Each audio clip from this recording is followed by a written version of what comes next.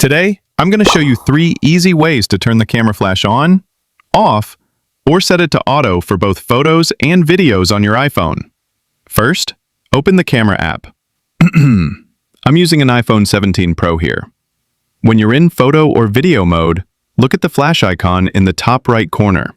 Just tap it once to toggle between flash on and off, or press and hold it to bring up all 3 options: on, off, or auto.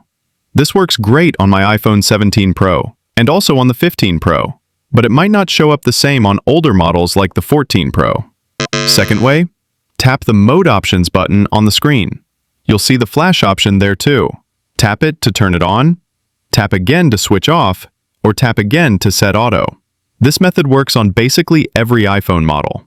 Third option, swipe up from the bottom of the viewfinder anywhere on the screen to bring up more controls. You'll see the flash icon there.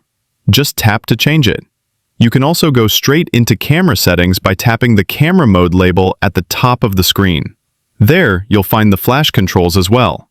Same deal. Tap to switch between on, off, or auto.